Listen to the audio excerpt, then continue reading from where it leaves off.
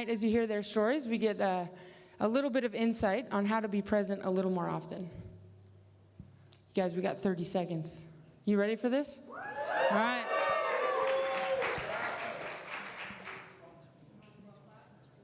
Yeah, I like the slow clap idea. Thanks.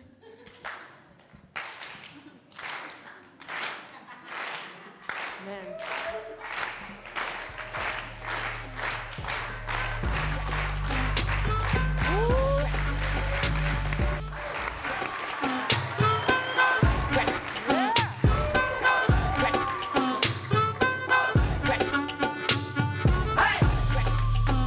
All right, welcome everybody to Finding Mastery Live with Dr. Michael Gervais. We are very excited tonight to hear a conversation between Michael Gervais and Pete Carroll, head coach of the Seattle Seahawks. Give it up if you're a Seahawks fan. Thank you for everyone joining us here in Seattle, and for all of those joining us across the world. We are grateful to be in this with you tonight.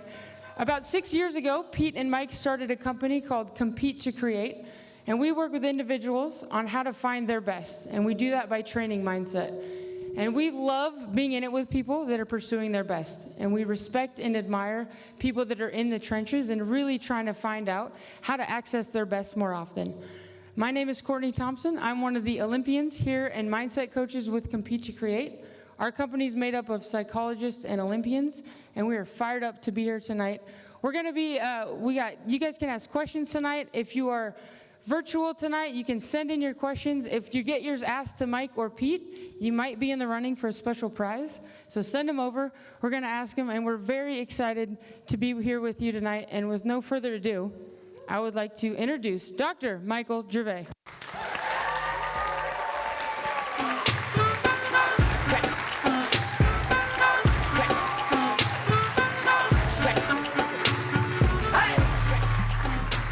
How good is that? Thank you, Courtney. Not often you get interviewed or introduced by a two-time Olympian, two-time medalist with all of that energy and juice, so thank you, Courtney. Okay, so I first want to say thank you for being here. This is our first Finding Mastery Live. And we're about 200 episodes in, and we've sat down with some of the most extraordinary thinkers and doers in the world, and it's a bit overwhelming, like how much grateful I am to be able to sit in the presence of people, and they're allowing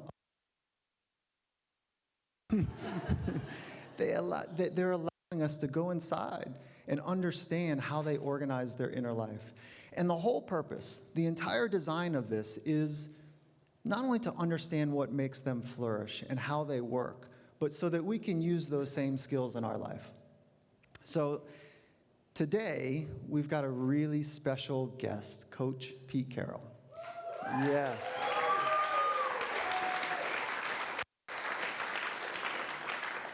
And before we bring Pete on, I just want to bring a bit of a narrative to this conversation.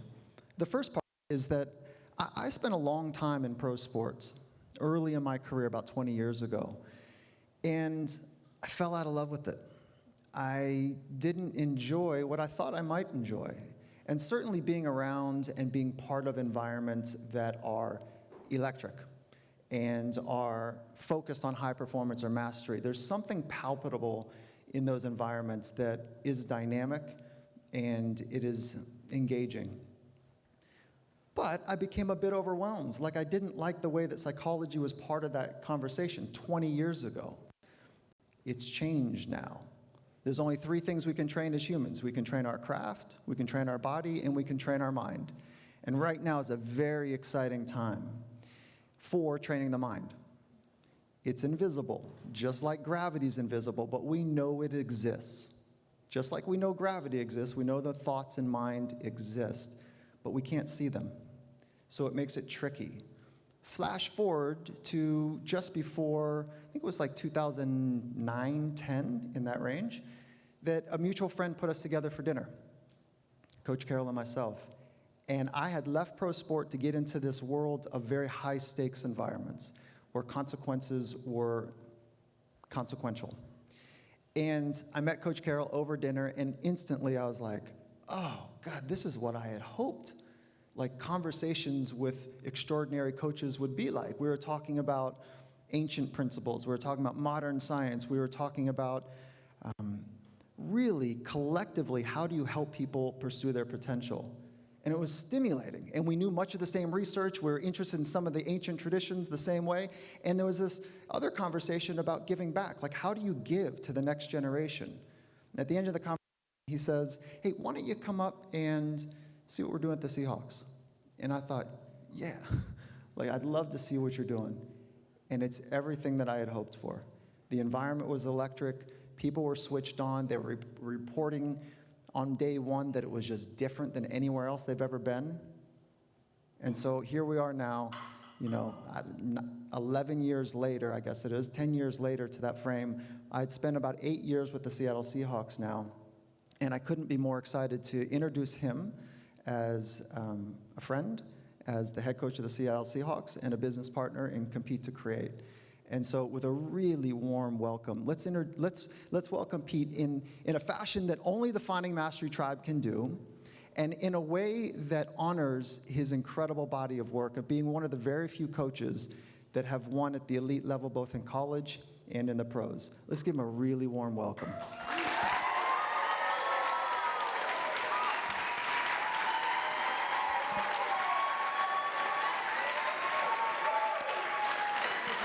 Yeah. Wow. That was really warm. Thanks. That was nice. Thanks, Mike. Thanks to Courtney, too. Incredible job of warming up the crowd and getting us going. It's great to be here. Thanks so much for coming out. We're really excited about this. Okay, we got a little live mic. Can you guys hear the mic that's a little tony and a little live? So this is live for us today, so hang with us when we got some tech issues and we'll work it all out. You'll see us adjusting on the fly. That's part of the rhythm of it. Okay, so let's start here, Coach. Is that... Wait. You mean you're not going to ask about my nose? Yeah. I didn't think anyone noticed. I had such a good story. I mean, I was going to tell them how in the locker room, I headbutted Bobby Wagner, getting him fired up to get him ready. But they caught it on film. I got bonked right in the frickin' nose right off the bat. Boom. Anyway, I'm doing good. Thanks. I know you're all really concerned. I'm fine, okay? Appreciate it. Okay, so today's going to be about the art of coaching, and sometimes you got to get your neck in there, your head in there, and kind of poke around a little bit, and you're in the mix, and so stitches are part of the game of coaching. Is that right? Yeah, whatever it takes. We got to get the job done. All right, cool. So tonight is about the art of coaching. What goes into being a great coach? I mean, let's go right to the center of it. In your ideas, what makes a great coach? Well, it's a really good question because there's a lot of ways to answer this. What I think is so inherent to being a great coach is it just starts with some of the elements that are pretty obvious to me, but maybe not to you. But it begins with passion. I don't think you can do this if you don't have this deep love and kind of commitment to it that is going to last throughout all of the issues and the concerns and the ups and downs and the obstacles and the challenges and the questioning and the wins and the losses and all of that. It starts with a deep connection to it. And with that, and these are, I'm going to go right into, Mike, the elements that kind of talk about grit, that we've talked about so much. You have to have a makeup that you just can't get knocked down. You got to persevere. You got to hang through it. There's just been so many ups and downs. It may look like, all of my coaching career has just been great and winning all these games and all that. It hasn't been. It's been hard now. There's been a lot of times, and a lot of losses and a lot of difficulties and firing and all that kind of stuff and questioning and all that. And if you didn't have that, and this is, I know I'm on a major scale that you're coaching on, but I think that coaches have to have that kind of just inherent thought that I'm going to be okay, I'm going to get this done, I'm going to keep, and they also have the connection that they have to be the leader and stand to help others find passion, find the perseverance, find that mentality that it takes to go ahead and keep going and taking on the challenges of it all. So it's really fundamental in that regard. But I think passion, perseverance are really crucial. I also think personally that caring is a huge aspect of this, and because you have to care about the cause, you have to care about to do it well, you have to care about the players, You have to care about their families because that enters in. You have to care about the whole individual in a big way. What I'd like to say about this, whether it was coaching or whether it was managing or whether it was teaching or whether it was working in service, I don't think it's any different if you want to do really, really well. I mean, I think the passion needs to be there, the belief to stick in there and keep hanging tough and keep coming back until you prove right, and prove that you mean you're doing the right stuff. And all encompassed with caring is really a big deal. And if you're going to have a chance to bring out the best in people and see them excel and do well and watch them celebrate, I think that's kind of the foundation of it. When I hear you talk, I don't hear coach. I hear an animated human that wants others to do well, right? Like living with passion, dealing with the hard things, having an idea of what is possible, staying with it day in and day out, even when it's hard, and having deep care for other people. So by profession, you're a coach, but it doesn't seem like there's a limitation in the way that you're thinking about your life, right? So you're not bound by, I'm a manager, I'm a coach, I'm an entrepreneur, there's something larger than that. Yeah, well, there's no way. I mean, let me take another step here. I don't think there's any way that you can be really good at what you're doing unless you have a real clarity and a real kind of a clear vision of what you're trying to do. And I don't think you can do that unless you have a really good understanding of what you're all about and where you come from and what you stand for. What are your uncompromising principles? What are your beliefs? Because you're in a coaching aspect or in a leadership aspect, you're exposed. People are looking at you, they're hearing you, they're watching you. You're challenged by the issues and the concerns and the decisions that you make. And if you can't find a consistency and a clarity that you can exhibit of what you stand for and what's important to you, I don't know how you make it. If you're trying to be somebody else, you're going to falter. You're not going to be able to be that somebody else consistently. So there's an understanding and a depth that's really important, and I think it really goes back to the individual. Again, I would say whether you're coaching, whether you're leading, whether you're managing, whether you're running a business, whatever it is, there's people around you that are responding to you, and they'll respond best when they can clearly understand what you're all about. And so that takes work. Okay, so walk us through some of that work, and then I want to also put a pin in this because I want to go back to one of the things you talk about with passion. So where do you want to start? Do you want to go back up to passion for a minute, or do you want to walk through like how you develop your philosophy? Let's go there. I mean, I think it's really important to understand what we represent and what we stand for in our beliefs and really the work that we do together and the partnership that we have. It begins with caring for the people around us. And if we're going to care for the people around us, how far are we going to go? When will we stop and start? I mean, how far? Well, I care, but not that much, How are we going to do that? Well, the way that we think, we are really committed. Our formula is being committed to the individual so that no matter where we have to go or what we have to do, we will compete to figure out what it takes to help that individual person figure out who they are, what they're all about, how we can communicate best with them, how we can generate a connection with them so that we can eventually take them where they potentially could go. And so, to me, that goes all the way back to philosophy. And where we start is in helping people discover who they are and what they're all about.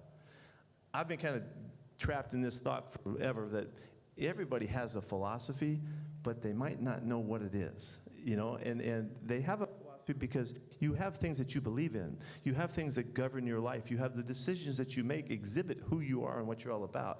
But you might not have taken the time to step back and take a look at that collection of all the things that represent what you do on a regular basis and what you stand for, the car you drive, the toothpaste you choose, what radio station do you listen to, what music do you listen to, what colors do you like. Those are all choices that we make, but most often, people don't take the time to step back and put those thoughts together and say, oh, that's who I am. That's what I'm all about. You see it in glimpses, but I think through the process, you can come to a point where you can find real clarity, and it's such a powerful discovery process once you go through and do the work. It is not impossible work. It's just, you just got to do it, and so I think it's so important to start there. That's one of the thoughts, is that once you have clarity, then you give yourself a chance to live with consistency against those principles. So clarity is really about what are the core, uncompromising, as you like to say, principles that you're going to line up your thoughts, words, and actions by. And then it gives you a chance to be consistent across what? Across scary conditions, hostile conditions, rugged environments, boring environments. So the consistency. And then I love this idea from clarity to conviction, is that you really stand for something.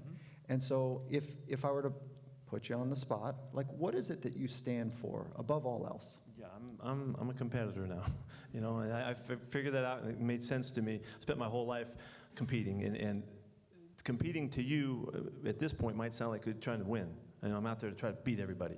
That's not even close to what the principle is. The competition to me, competing to me, is striving. It's striving to find what you need to find, striving to become what you want to become, striving to understand what you need to understand, and kind of relentlessly in pursuit is really how the competitor in me comes out. And it takes me to places that maybe other people don't want to go, but I'm driven to try to understand better how I can do things better, how I can serve people better, how I can be caring more, how I can love more, how, you know, all of that. What did you mean by it'll take you to places that other people won't go? What does that mean? Well, you know, it's I mean, think about it. You wake up every morning trying to figure out how you can do something better that's ever been done before. Yeah. It's a little scary, and it's. Do you do that with, like, brushing your teeth? When I realize that I'm really blowing it, yeah. You know, if I'm brushing the wrong way and somebody finally makes sense to me, then it's on. The switch has been turned. So, but anyway, that's just kind of where it comes from. So it's a competitor's mentality for me, but it is most importantly a caring mentality. I think the number one thing that I would like to represent in all of the work I do and all of the friendships that I have is that I can demonstrate how much I care about the people that I'm dealing with. And it's enormously important to me to do that. And how far will I go? Well, you're either competing or you're not. So if you're competing to care, then you got to work your tail off to show and understand and be thoughtful and empathetic and understanding and caring and willing to accept whatever. Have you ever read the book, I don't know if you have because we've never talked about this, The 5 Love Languages, or The 5 Languages of Love? No. Yeah, and so it's a book that says, okay, these are the 5 ways to demonstrate love. And there's acts of acts of service, there's doing good, nice deeds for people. And I'm blanking on the other 3, but like... Help them. Gifts, touch. Oh, look at... That's so good. It's a lot of good mumbling. What a good crowd. Yeah, I know. Out here, huh? Yeah, it's good. So, okay, so we know the languages of love. Nice job. I don't. But so love and caring sound a bit alike to me. So how do you demonstrate caring? Let's go like in, I don't know, to your coaches. How do you demonstrate deep care? Or no, maybe I'm adding the word deep. How do you demonstrate care? By listening first, in accepting, right, whatever they represent, who they are, without questioning. I noticed that from you. I want to listen and care and show that what they think, what they stand for, what's important to them is really important to me to understand it. And the idea is, the basic idea that goes way back is with my coaches or the people we work with, it's learning the learner. I need to learn the person that I'm dealing with so that I can understand who they are so that I can best serve them. And so being a great teammate is being someone that serves others. And so I'm just trying to be a good teammate and make sure that I'm doing my part. And that comes from caring so much that you are willing to listen even when they're telling you stuff you don't want to hear, or even when they're representing something that you don't understand. And then caring enough to try to figure out, why would they think that? Where are they coming from there? As opposed to, no, that's not right. When you get frustrated, I don't agree with that. Do you get frustrated? Sure. Okay, so then when you're frustrated, it's clear, wasn't it? When you get frustrated, how do you stay, now we're getting into the art of coaching, right? Because there's something going on inside. All of this is about the art of coaching. Everything we're talking about, and from my perspective, right, that's what we're talking about. So when you got something going on inside, your triggers, so to speak, and somebody comes to you with a new idea or something they're frustrated with, and you're already activated. And I can think about this scenario where it's like with a kid, or your child, or it's a peer, or it's somebody you're reporting up to, not in your case, but when you got stuff going on, how do you regulate so that you can do that thing to listen as a demonstration of care? Really well. Okay, good. I'm sorry. Try to do it really, really well. It comes back, as we know, it comes back to being willing to be connected in the moment, to care enough that whatever else is going on, you're going to be there. Now, my mind races quite a bit. Yeah. I can get distracted.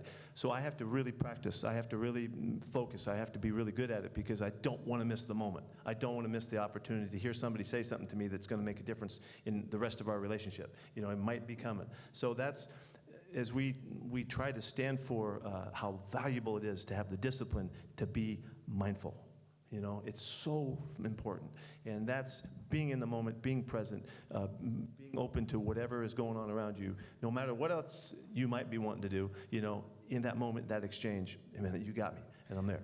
That's the challenge. That's frustrating for me. Right. You guys about being frustrated. Yeah. Because, you have to work at it. You have to really care. And there's a discipline to that. So when we first met, I noticed that. I noticed two things about your attention to detail, right? Is like in your office, you got a lot going on, right? So you got lots of computers. Yeah. I don't know how many screens you have, but there's a lot going on. And then when you stop and you pay attention, at first blush, I was like, oh, am I being inspected?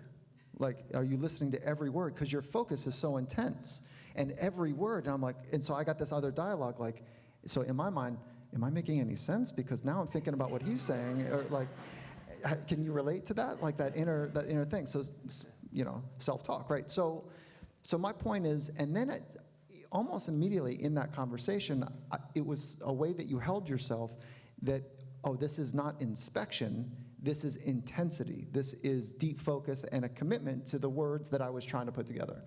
And do you hear that from other people? Do you know that it's different the way that you do that? It seems to me that I hear more, hey, could you pay attention over here? More than you're saying. Yeah. But, no joke about that too. No. But the intent is to really be there. And, I'd like to just cross over so that we expand what we're talking about here. I don't think this is just coaching. I think this is living. Because I go right to children and our kids. And I'm fortunate to have 7 wonderful grandchildren and be able to see them come along and participate in their lives and all. Well, I want to give them everything that I have also. As the guy who's managing, the store, and the guy that's working, the equipment for us, and the guy that's, the people that do all of the work that help support us, I would like to be there as much as possible in every moment that I can. You can't get it all done, but you certainly can aspire to that. And I think that's what caring is, And I do it because I know how valuable it is to be that connected, and I know how I, can serve those people if I do a really good job. So that's competing to me. So. Okay, so let's create a scenario and see if we can crystallize this a little more. Let's imagine that there's a 12-year-old, and you're talking to her dad. And the dad says that, hey, I want to talk to you. My 12-year-old, the coach says to me that my 12-year-old has all the skills to be one of the best on the team and maybe even one of the best in the league. But she lacks confidence. She's struggling with confidence. So game day, it's not the same person. And if you were to try to help the dad, the family, and the daughter, how would you go about that? That's a good question. I would really want to pay attention to who's driving the bus here. Is it the parent that wants the kid to be a great shortstop more than the kid wants to be a great shortstop? The kid may want to play the trumpet or something. That I would really want to listen and pay attention to as much as I could to try to figure out where I could best fit into that equation, because I know as a parent and as a grandparent and all, we care so much about our kids. We want so much for them, but what I really want is I want them to be them. I want them to be the best version of who they are and what they're all about, the potential as they want it to come to life. And it's hard as a parent. You want so much for your kids, you have the expectations and all, but I think that it goes right back to the listening and being curious about figuring them out to understand them so that we can help them go where they want to go and be what they want to be. And yeah, there's always nurturing along the way. So in that instance, to come back to it, I would listen to the kid a lot and try to figure out what's important to the kid and then see where they want to go and then see why maybe the concentration isn't there. Maybe it's not that important to them. Or maybe they're scared. Or maybe they're trying to live up to what the parents' expectations are. Maybe they're fearing that ride home after the game. That's a miserable time for some kids, And so, so I want information. I need input to figure out where to go with it. Okay, so the ride home, as you recognize, is one of the main reasons kids drop out of sport. And I don't want to get away from this confidence thing. And I get what you're saying, that you listen, you try to understand, and then I want to go back up the passion eventually, but I also want to hit this confidence thing one more time. So you're listening, and she says, I really do want to play. This is my thing. And it feels like the games are just too big, and I start to doubt myself. Okay, but I want to see if I could better understand what you would say, because the art of coaching is about listening and adding. Sure. So listening is a big part of it to you. But then what would you say? Let's talk about confidence and building confidence. It's an extraordinary endeavor when like you coach a big team with a lot of players and all that, because the effort is what is most important is that you figure out how good somebody could be, and then you help them uncover the fact that they are. Some people have a false sense of confidence. We work our way through that. But the confidence level is so...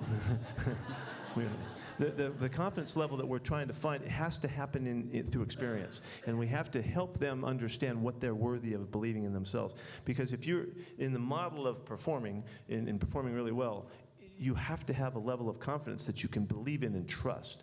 So we have to put them in situations to be successful. That's hugely important. And give them an opportunity to start to feel their value and their connection and what they're capable of, so that we can then begin to ask them to repeat that level of performance. And in essence, my job is to prove to somebody how good they are.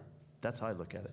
I got to prove to them how good they are. So how many ways can I go about doing that? What do I have to do to get that done? We'll show film. We'll put them in situations. We'll show highlights. We'll compare them. We'll talk their way through it. We'll walk their way through it in every way to get them to understand what they're capable of. And as we start to build on that and build on the successes, then now they have a reason to be confident. So this shortstop, she needs some ground balls. She needs making some plays, and she needs it in a lot of situations. She needs reps, and she needs to be shown. See, you know, your glove is on the ground now. You got a good bend in your ankles, knees, and hips. You're down there, and you're seeing the ball. You have to show them why they're worthy, and as you build that, you give them a chance to trust themselves. Which we know trust is so valuable in performance, and trust in yourself is what's most crucial. Let's jump the example. Let's be Michael Jordan. Do you think Michael Jordan ever worried about a game-winning shot? Well, yeah, he did. He worried about, give me another chance so I can make another one. He was so confident. Well, not everybody's like that, but that's what you're shooting for. You're trying to take people to the level of confidence where they have so much belief in themselves and so much reason to trust that they're going to come through when the time comes because they have a clearer mentality. Confidence leads to the ability to trust, leads to focus, so that now when you can focus at your best, you've ridden yourself from all the discursive thoughts and issues and concerns and expectations that you can perform like you're capable. Whether you're an individual, whether you're a team, a whole group, it's the same thing. So you would give the kid a chance to feel it, right? To get some momentum. But then would you show the parents how you do what you do, which is you're orchestrating behind the scenes all of the ways that you can possibly demonstrate that she has earned the right to say to herself, I got it, I can do it, let's go. Like, let me see how this is, and then our language becomes so valuable and so crucial in how we speak to them, and in helping them establish a mentality, because we know that our own words are so valuable and so strong and so powerful. We like to sculpt the words that they would say that would add to their mentality, so that they would not question and not second guess and not listen to that's why the parents are so extremely important here, because their words are so powerful. Are you saying the things, why didn't you do this? Or how come, they feel that. It's not even the words, it's maybe just the emotional expression, the angst they can feel. So there's a lot that goes into this, and this is all part of it. But Mike, let's not just leave it with shortstops, and baseball and basketball and all. I mean, this is your kids in school too, I mean, to me, it's the same thing. Right. Not everybody can be A students, not everybody can get all but they can be terrific artists, or they can be terrific partners in classwork there's a million things that they do well. That's what we need to figure out. What do they do well, and then back it up. And it's the same with athletes, it's the same with kids, I think. I don't know. So let's What do I know? What the heck? No, I think what I'm hearing is your body of work, right? This is your body of work. You've got the X's and O's and strategy and creative ways to create deception and create the plays for success. But when I look at your body of work, it's that and the and is helping people understand that they have what it takes to meet the challenge ahead. And the orchestration is the big part of it. So let's go back to the car ride home. Let's say that 12-year-old is stressed, okay? So, and no, you know what? Let's do it this way. Let's say that she doesn't show you anything. She misses something that happened that cost the game, okay? It was her fault, let's say, which it never comes down to one play, but let's just say that was the way it played out at the last inning. And she kind of packs her bags and puts it, and kind of walks over to the car and gets in the car, and there's no conversation. And as the parent, I would imagine you would try to sort out, does she care? Like, what's happening? And obviously you're rooting for her and you're frustrated, maybe, I don't know, I see a lot of parents frustrated. What would you do? What would be the way that you engage at your very best approach to that type of scenario? Probably go get a milkshake, and just try to let it come out as it comes out, and let the conversation go as it goes, and try not to overdo anything, at the time, and listen and watch and see what's there. That may be a tremendous performer that could settle, let it go, and move on, because they don't doubt themselves. I mean, that's one aspect of it. It could be, total separation from the experience, don't want any part of it, cool. don't bring it up, don't want to hear about it, and all. I mean, there's so many dynamics here that are so important. But it's listening and watching and making sure that you're really clued in, and you hopefully pick up in the triggers that are there for you to understand what's happening. If we take that scenario of the individual and then we're talking about like this relationship-based approach, which is an important word for you, important phrase. If we were to take that's about an individual. How do you help a bunch of me's turn into the we? A bunch of me's turn into the we. Yeah, well, we've had, in our history, we've had a lot of colorful players. Let's call them colorful players. And they've been extraordinary competitors and contributors and champions and all of that, and world class. And I've always been asked, how do you blend the big egos, that some people would see it as, Well, the challenge is to keep them connected to the common bond, which is team, which is the overall collective effort that we're all about. The most colorful of players are sometimes the greatest contributors. They also can be the greatest detractors as well, if allowed to hang too long. If they don't fit, you got to go. They have to go on and do something else.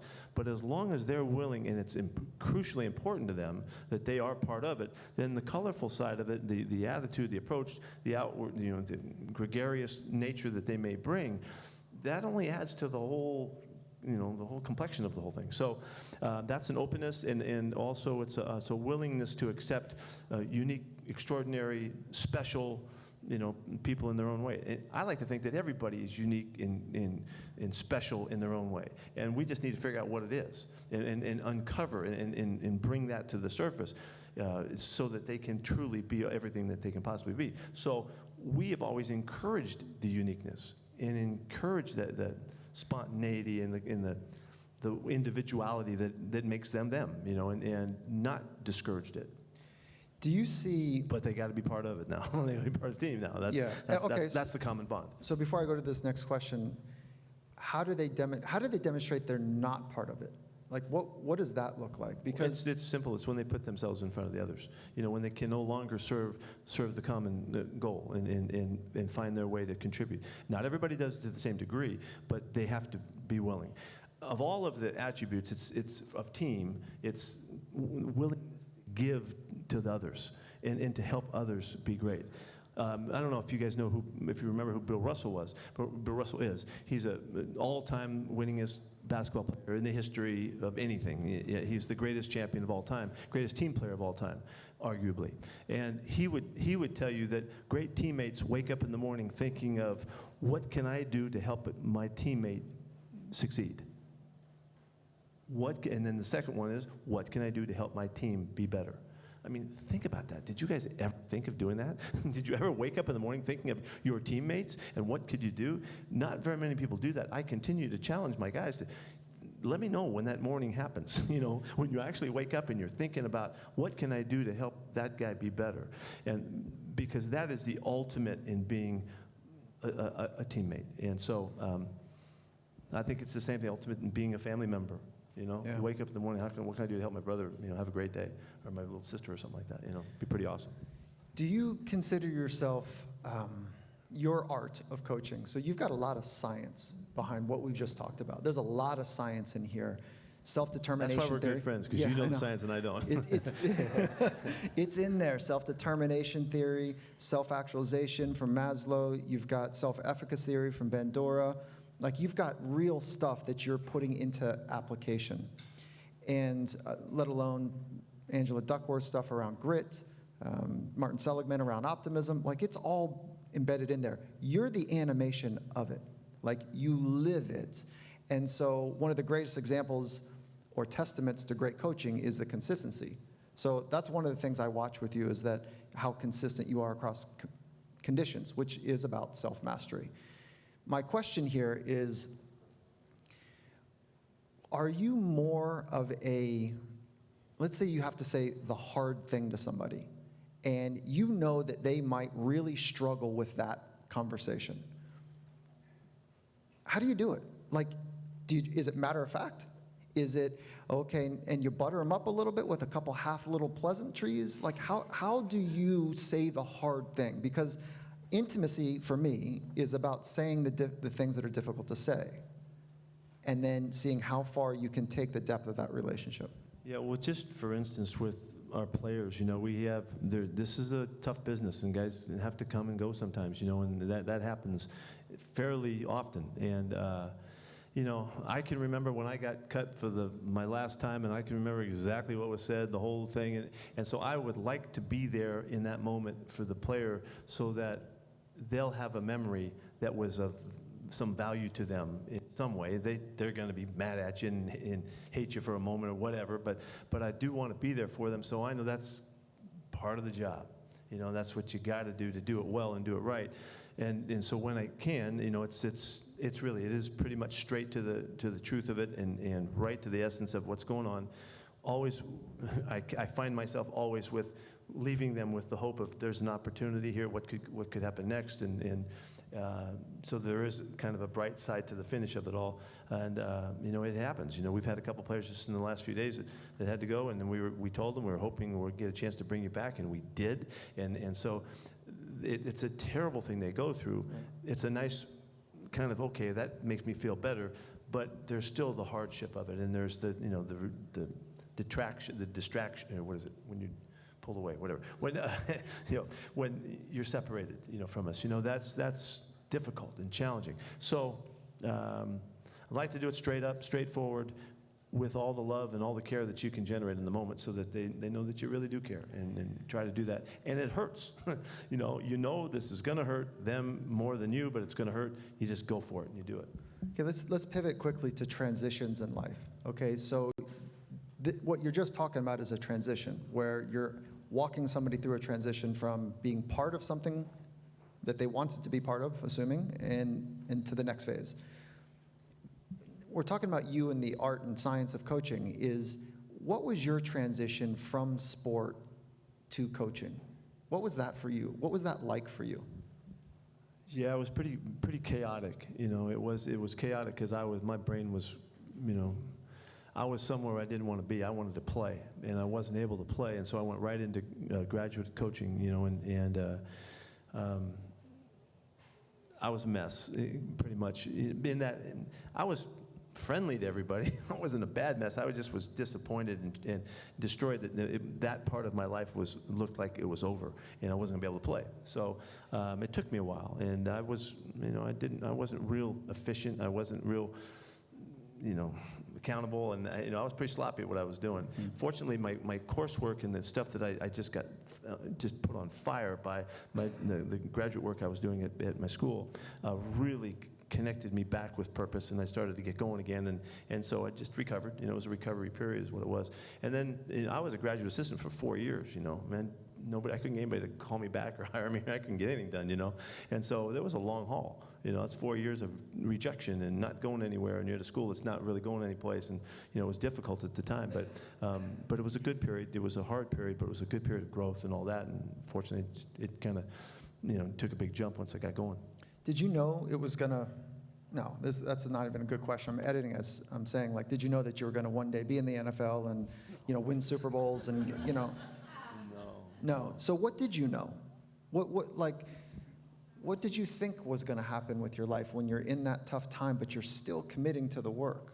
Like, what were you working towards? Yeah, really, but at the time I knew that I had purpose and that I was going to school so that I get credentialed so I could be a secondary credentialed teacher in high school in California. And then I worked my graduate work. That would allow me to be a junior college coach is kind of what I was thinking. That's all I could really picture.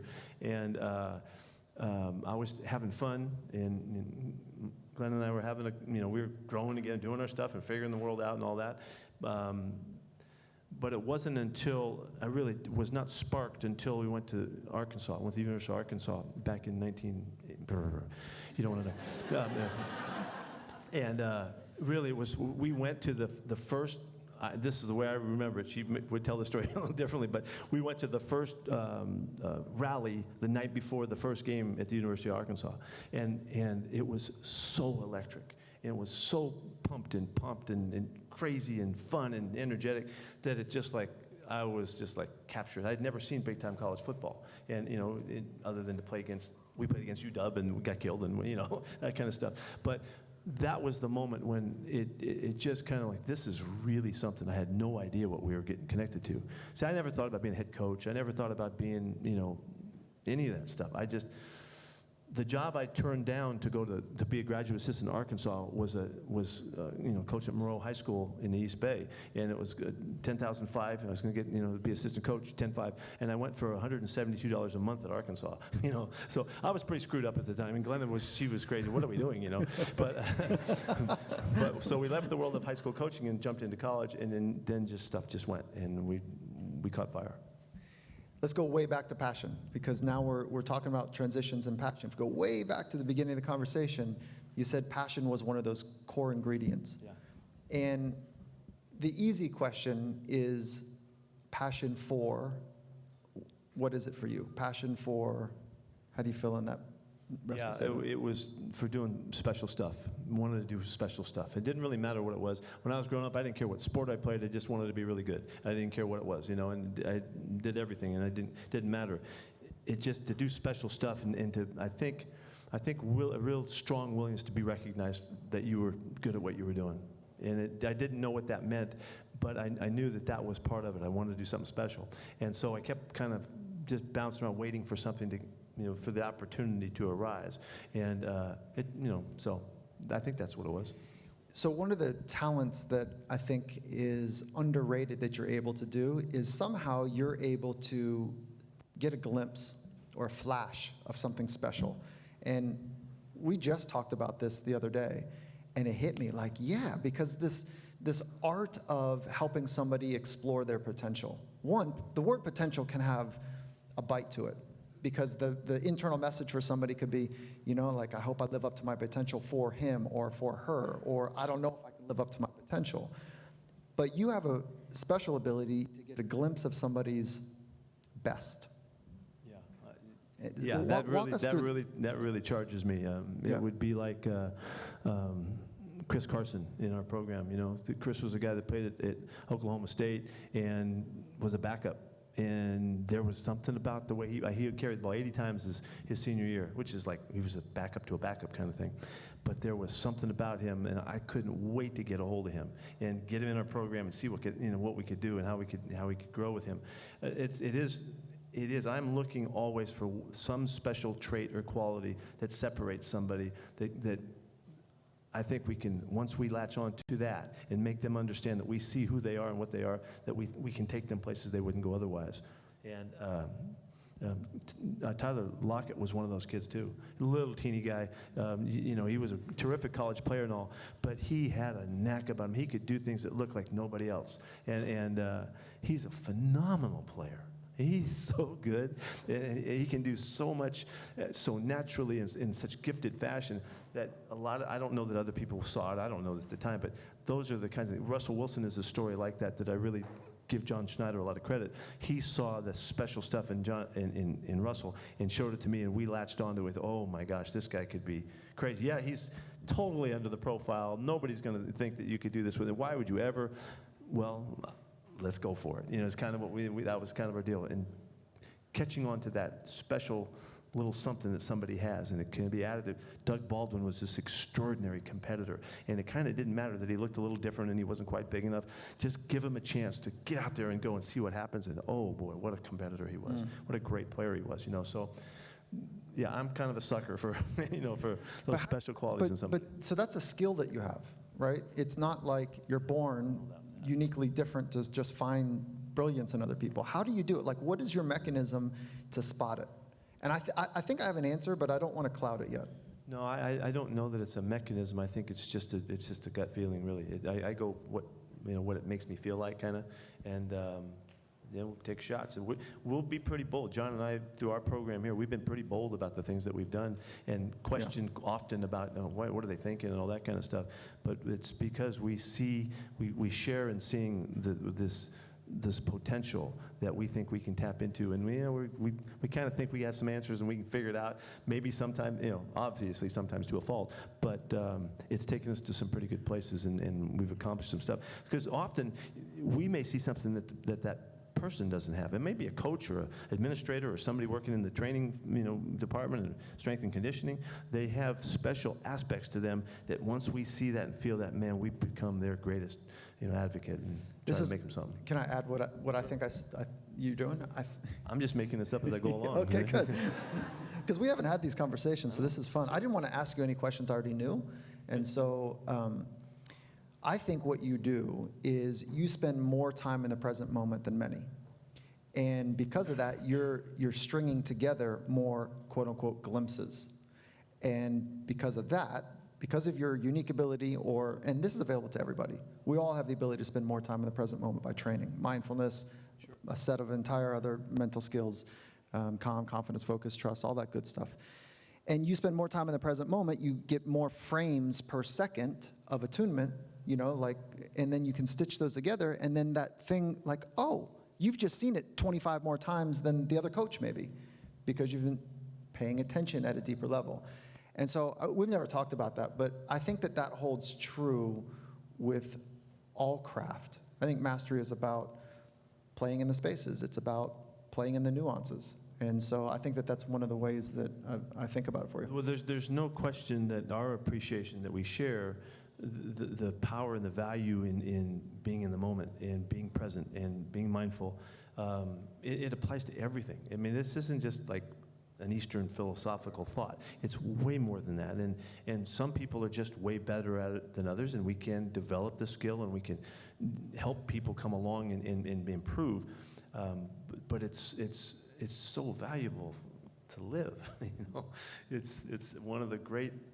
It's one of the great assets in life, to be there in the moment with the person that you love and the person that you care for, in the moment of the ball's in the flight, and is he going to catch it or isn't he? And he made the play, and you go crazy and all that kind of stuff. And let's go to the next one. It's going to happen again.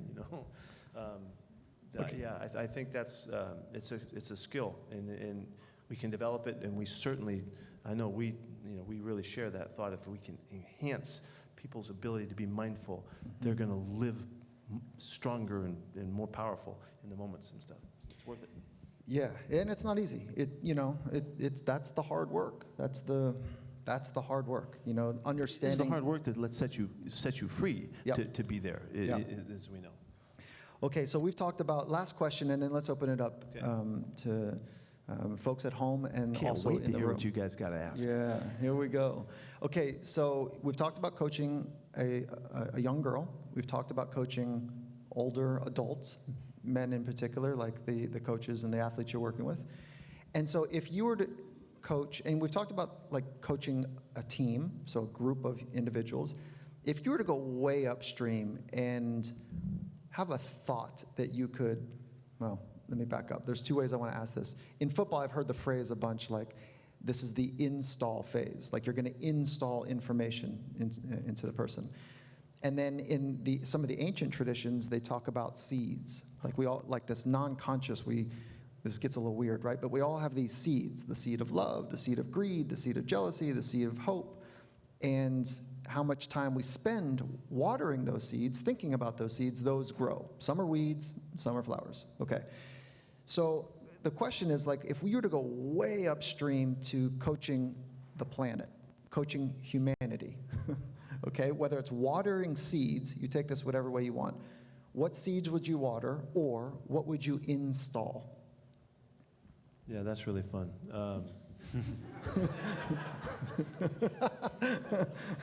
Can I throw a couple lightning bolts down too? Do I want to think about this?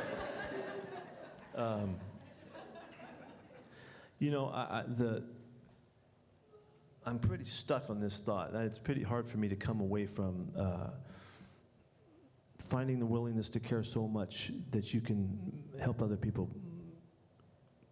be extraordinarily themselves. I mean, how could we share that care, that we would accept people and love people for where they are, who they are, and celebrate that, regardless of whether you understand it or you get it or you recognize the color or the shape or whatever they are. That would be the coaching I would want to share. How could we reach out and help people be so open-hearted and so open-minded and so loving that they would receive those that are around us and help them become everything that they dream of being. That's a big thought. Yeah. But yeah. that's Cool. And it doesn't matter to me where you go or what you do. That's kind of what I wish we could do, And I hate when we see other stuff and when people working against that thought and not acceptance and not openness and not caring and not loving. We're just missing life, when I think when we're not doing that.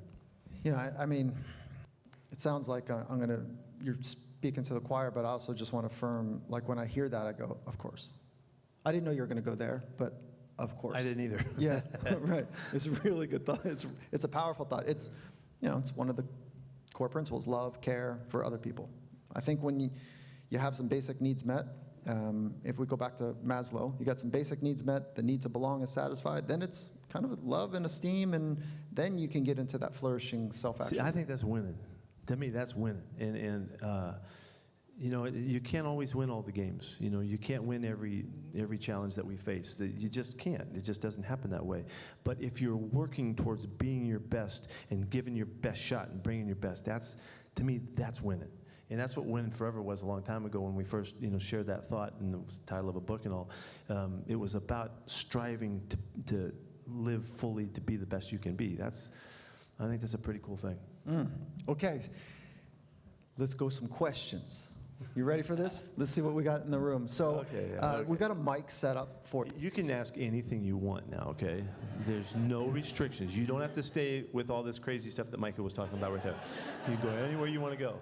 Wow. If you want to know about Wow. hamstrings and ankles, you got to come to my Wednesday press conference. I'm not talking about hamstrings and ankles. But other than that, we can go for it. Okay, so while you're getting your questions rolling, you're just going to need to say them to him. I'll repeat it, and then Pete will give a shot at it. So we got a live stream question first, though. Somebody that's across the planet somewhere, and the question is: when leading someone, how do you get disappointing? No, when leading someone, how do you not get disappointed in failing? As someone who is pursuing my passion of football and becoming a head coach collegiately and hopefully professionally, how many hours do you put in per week during the fall season? do these hours impact your health in a negative way? Like, Let's go to the first part of that question. How do you not get disappointed in failing? when leading someone, how do you not get disappointed with failing? Well, there's some work to be done here. You know, I've been fired quite a few times now, and there's a point in there where are you gonna go with it and accept the fact that they told you that you're not good enough, or you're not? And I've been pretty good. Glenn has been a great help. We haven't accepted that. When somebody cuts us or fires us, we've been pretty stubborn about it, you know, in accepting and sanctioning that decision. And so to me, that's been a skill that's helped. It's a skill that we've to not accept the fact that you just got your butt kicked, and that's who you are and that's what you are, you know. And it's what happened, it's what occurred, and it's what looked like you were. But so there's an undying, and there's an optimism, and there's a something good's just going about to happen mentality that really helps us get through that. And I do think that there's, like in all skills, you have to develop a confidence there that I'm going to be okay. It's no different than shooting your jumper. It's the same, you know, I can make this shot. I always make the shot. Yeah, I missed it at a game point, but next time I'm going to make it. You know, just give me another chance, and I'll work hard to make sure. You know, that's the kind of thinking that gets me through whatever the problems are. And no matter how dark a day it is or how bad a situation, you guys have lived through some darkness and some bad stuff that we've encountered over the years, but it's always, what's next? What's next? Boom, let's go. Something good's going to happen right now. Cool. Okay, so let's ask some questions here. Like, what's in the room? Yeah, go ahead. Let's start here. So you talk about learning the learner, and I think about you. You have about over 15 years in between NFL and going to USC. And I'm just curious as who was that person that took the time to learn about you and impacted you in your growth and development? Do you want to repeat the question? Well, maybe for everyone. Go ahead. Yeah, okay, so the question was, you talk about learn the learner, and then as you're translating or going from one job to the next, like who invested in you? Yeah, that was well, I did have some people. My high school coach was one in particular that saw in me somebody that could be a coach someday. I never even thought about it, but he had a Pop Warner camp, and he used to take me to his Pop Warner camp, and I would earn my way to go to his high school camp. I did that 8 straight years when I was growing up, from the time I was like 14 till I finished college. He believed in me. I had no belief in myself about that. I had nothing. I didn't realize it until after the fact. There was a coaching, my coaches in college felt in a similar fashion. When they invited me to come back, I had been cut for my last time, and they said, you want to come back, go to school, and be a graduate student? I had no clue. So it was other people along the way, and they were coaches. And that's kind of, those were the ones in terms of occupation and work and all that kind of stuff that really, you know, had a factor. My wife had a huge factor in keeping me squared away and believing that I'm okay and that it's going to work out and we're going to be together and we're going to make it. We're going to, you know, we'll handle these issues no matter what they were. That helped me keep going. Because as much as I'm optimistic and as confident as I know that I am in a lot of stuff that I'm doing, there's still times. And you're right. I needed people to lean on to keep me going, and fortunately, they were there for me. So, I mean, I'll give you a couple names. Monty Kiffin was the guy that was one of my favorite guys that I ever worked with. He believed in me before I even had a clue what I could do, you know. And Bobby Cope was the guy who's passed away, one of the coaches, you know, that I had in college. He just saw it, you know, and I didn't know nothing. You know, they were the ones that really held me together when I needed it. Cool. What's your name? Johnny. Thanks, Johnny. Okay, so part B of that really quickly is how many people in your life, you're the head coach. How many people in your life tell you when you're flat out wrong? Like, no. My sons. Yeah. I'm so lucky that they're coaching with me because they, you know, to me, loyalty is having the strength to tell somebody something they don't want to hear, but they got to hear it. They're great at it. They wear me out, you know. They're telling me all the time, and that's the ultimate in loyalty. Most people are loyal by supporting you and helping you and being there for you and all that. But the real loyalty is when they will go the distance for you to tell you that, hey, this is really messed up and you need to help this or fix this or whatever. And they're a great strength for me. Awesome. Okay, another question in the room. Yes. So I want to talk about caring. And one of the things as a coach myself today, the challenge is scaling caring to a team of 60 to 100 athletes. As someone starting out, I would like to know your story of what does it take to be successful scaling caring to that many people? Cool. So the question for the audience at home is, how do you scale caring? How do you do it across many? Yeah, it is hard. Like in college, you have 110 players, and how do you possibly connect with every guy? It felt really important to me to connect with the guys who are the lowest guys on the depth chart and make a point of knowing who they were, knowing what was going on with them, having an interaction with them so that they would know that you would care. In that, I thought it demonstrated to the guys who were the hot shots and the big shots and that were doing all the playing that, okay, he's caring about those guys. It's obviously it's obvious to care about the guys that are going to score the touchdowns and all that. So that was a point of emphasis that I don't know where that came from, but that was something that was important to me. And so that's one aspect, okay? But collectively showing them how much you care by the stands that you take and the statements that you make and your willingness, this is, I think, the most important part, is your willingness to show how much you really care from your heart. Not just words, but you show them and you live it and you're there for them, and where they understand that this guy is willing to, whatever it takes, he's going to make the point. So I look for the opportunities that allow me to emotionally connect. I've always said it's not the words that I say, because I say a bunch of garbage. It's how I say them. It's where they come from. So I look for the opportunities to be that for them. And in essence, it's going back to Brene Brown about being vulnerable. Allowing yourself to be vulnerable in front of them shows them that you care. When you can't connect with every person, you can't really have the connected relationship that you would like to. You do the best you can by giving everything you have of yourself. That's really what I'm saying. And then I'd add to it, I think one of the things from a scale perspective is that he pays deep attention to working with his coaches. And then those coaches work with the room of 7 people or 12 people. So there is a cascade, but the coaches have to demonstrate some alignment. They're the messengers, and they have more direct connection. So you're right, Mikey. It's always constantly coaching the coaches and trying to help remind them, hey, give this guy a chance, let him go move up and play with the second team this week, and give him a shot, so that he knows that you care and you're looking and you're watching him, because those decisions need to be made in smaller rooms and smaller aspects of it. So if you're in a corporation, it would be that way. The people that manage, you'd really want to coach the managers like crazy to make sure they're demonstrating the theme, the philosophy, the approach that represents who you are. Cool. So we got a question from live stream. Can you share some of your personal tools that you use to continue to sharpen your saw? Wow, that's a good question. The world is the test, is the laboratory. Everything around the want to be all of it and everything to everybody that you connect with is what keeps me going. I mean, I want to connect with our fans. I want to connect with the people that come to watch us practice, or whether it's the officials, or whatever it is that comes, the administration, people that come through to our practices, or whenever I can. It's just the constant willingness, and which takes patience and time and all that, but it's worth it.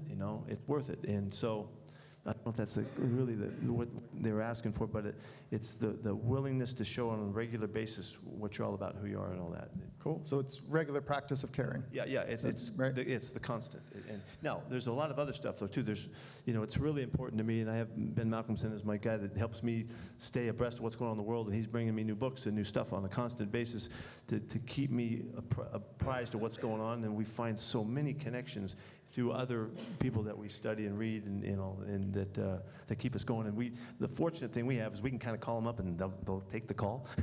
So we get to talk to the people that write the books and stuff like that, and get to really, they want to come in. And Angela Duckworth, the name drop, if you guys know her, she was with us yesterday in the office. We had a great session yesterday, and she was passing through, talking to Microsofters or whatever, and she came by, so it's those kind of interactions that keep me fueled and keep me challenged, and I need to keep competing. I have to keep going. I don't have a choice. I don't have a choice. I gotta go. So I need all that help. What else do we have in the room? Yes. So you both talk a lot about Is that the Michael Bennett guy right there? Awesome. I saw it, caught your jersey. Yeah. you both talk a lot about mindfulness. So my question to you is, how do you stay present and be mindful, like in the middle of a game, in the heat of a game, That's really good. or in a negotiation or business deal, especially when everything's going sideways? Yeah, that's a really good question. Mike, you can talk about the skill of it and all of that. I'll just give you my 2 cents on that one.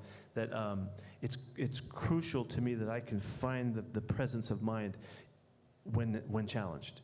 I have this thought, the epitome of poise. The epitome of poise is my little phrase that I remind myself when it looks like all hell's breaking loose, and everything's going crazy.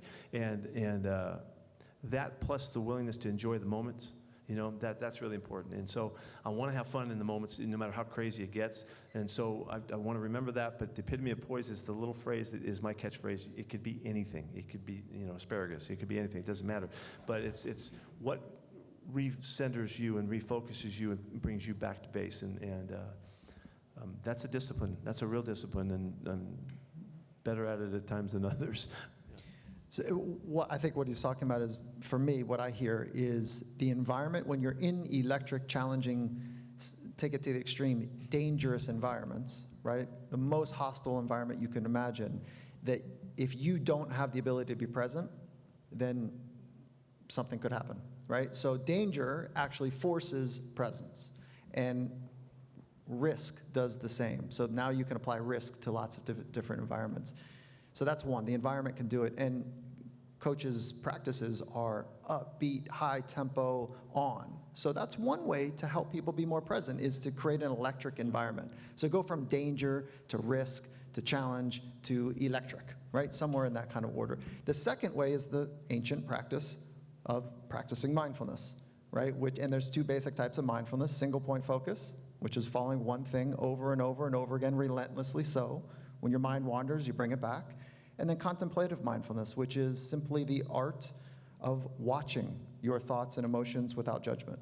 So those are the 2 kind of basic practices. And then what Pete is adding to this is creating an environment that is so compelling that it almost forces it. And then if I add one more texture to it, what you're doing is you've got a clear approach about how you're going to come back to be present, which is a mantra, a phrase, the epitome of poise, the epitome of poise. So when it gets wild, oh, that's right. My intent is the epitome of poise. So that's a mechanism to come back. It's a huge skill for us, and that I always am preaching about coming back to the very next step you take.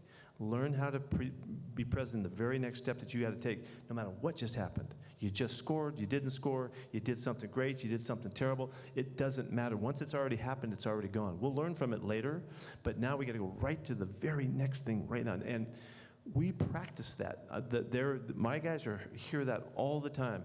It's the next step in the drill that you're taking. It's the next punch that you throw. It's the next leap you take to go catch the ball. And to understand how valuable it is to develop that skill, because where we need it most is when you play terrible and you blow a game and you give a game away, like last week. We have to come right back to focus. You didn't want to ask about it. I appreciate that.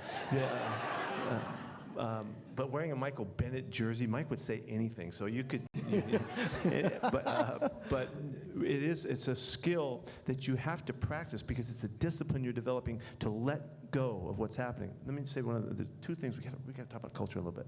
Yeah. I have really high value in regard for quieted mind, the ability to quiet your mind, and that is the skill of mindfulness. That is the skill of meditation. That is the skill of focus and presence and all of that.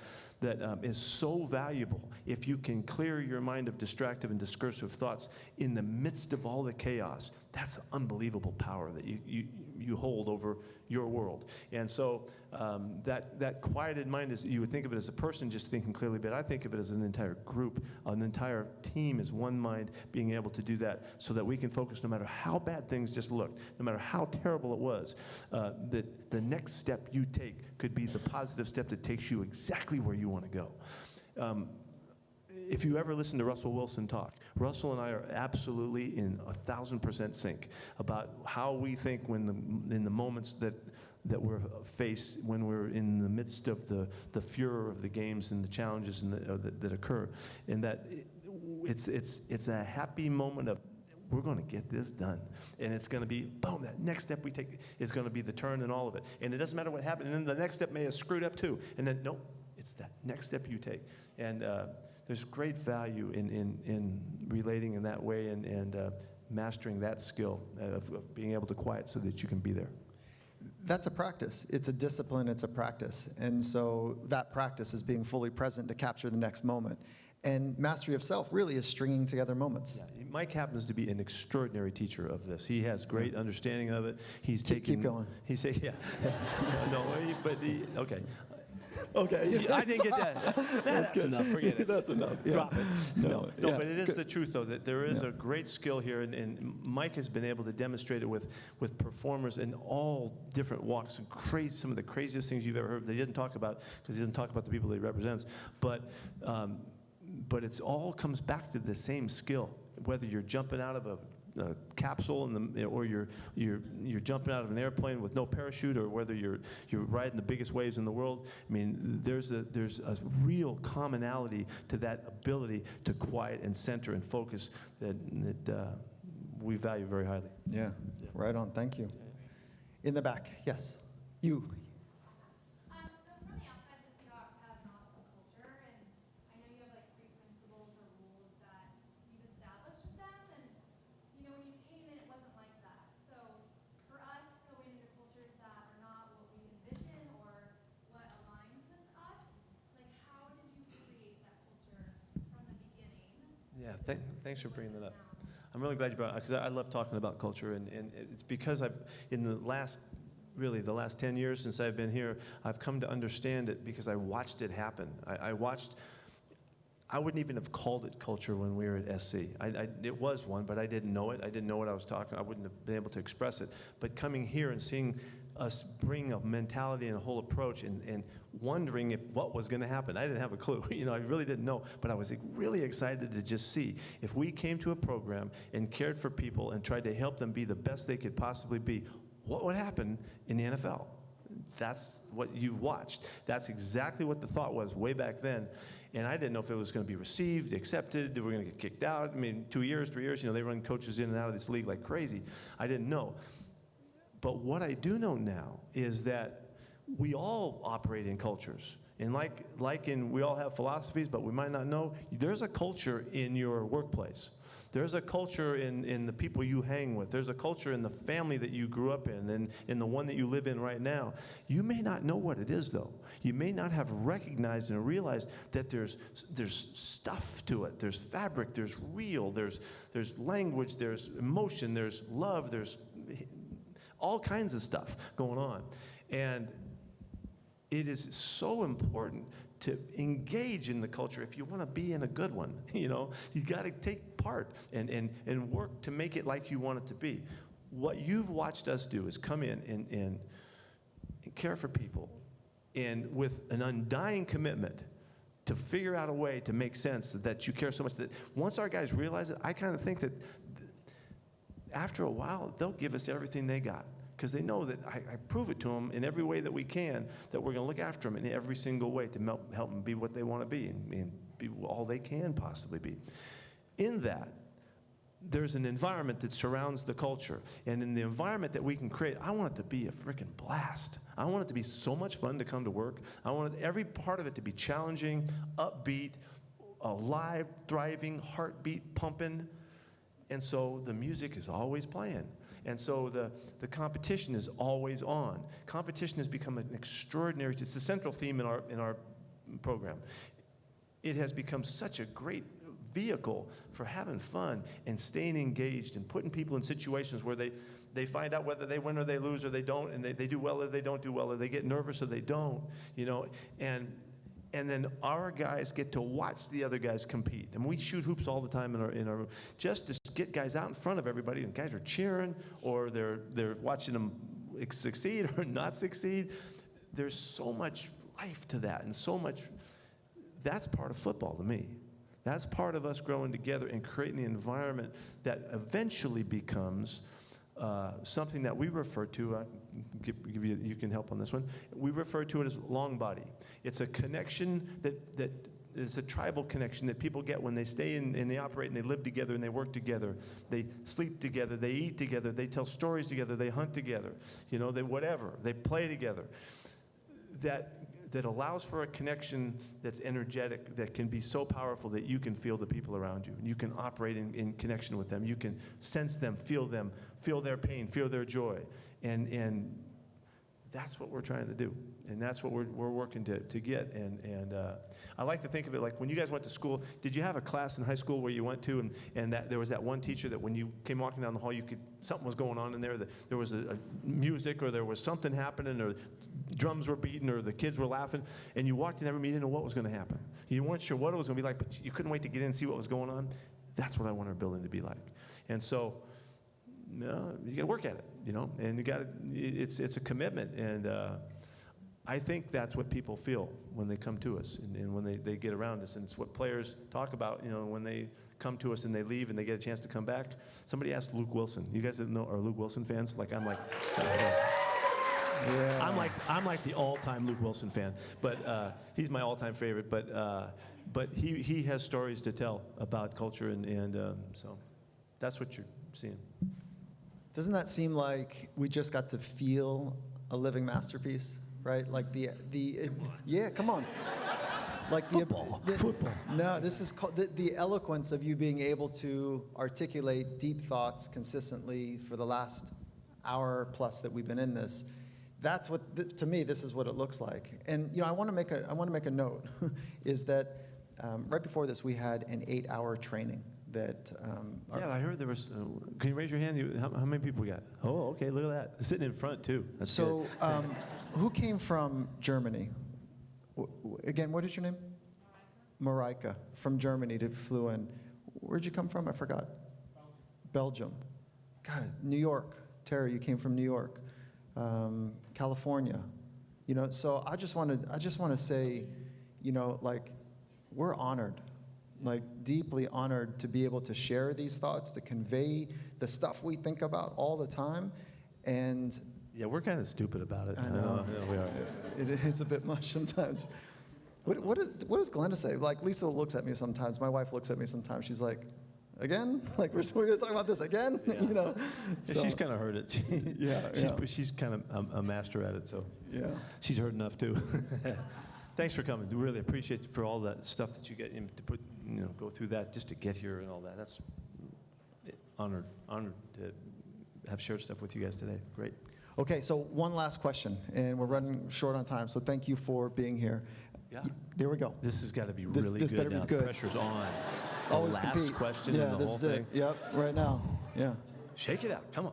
So, August is February. I'm your girl.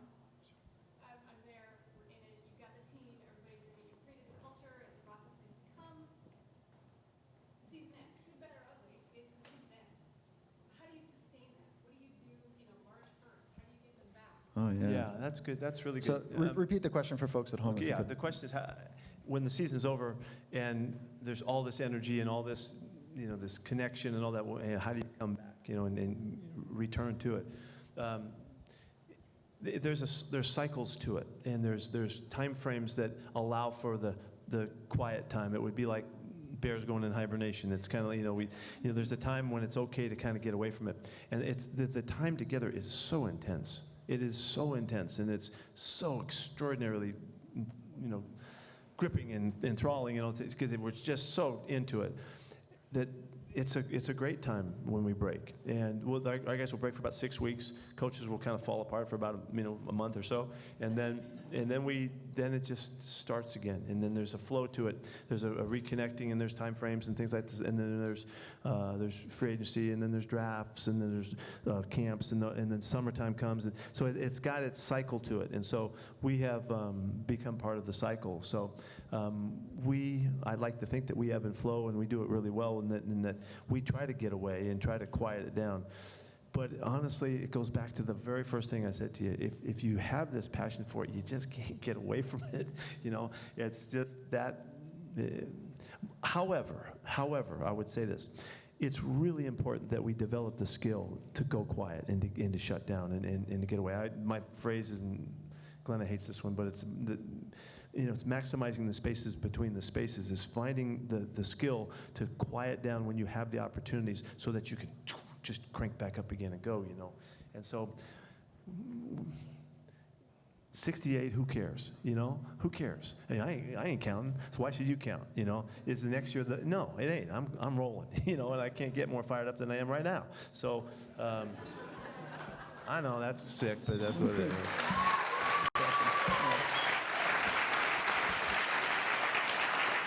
Really cool. Okay, so last question. How do you think about, define, or articulate mastery? And you and I, we've talked No about. way I'm answering that after all this. You Yeah, can't get me to go there. we've asked this a few times, but just give it one riff, because I ask everyone at the end of the podcast, how do you think about mastery? Okay, how do I think about it? I think about it in terms of wanting to do something really, really special, and that which it takes to accomplish that is everything you have, and no matter where you got to go, no matter what you have to do, no matter how deep you have to go or how much it's got to hurt, how much love it's going to take, it's worth it. And it's really kind of a dumb thing, because you're just a ball coach. You know what I mean? You're just a ball coach. But man, I want to kick ass at it. And There so we go. Yeah. Head coach Pete Carroll. Thank you. Thank you, everybody. Hey.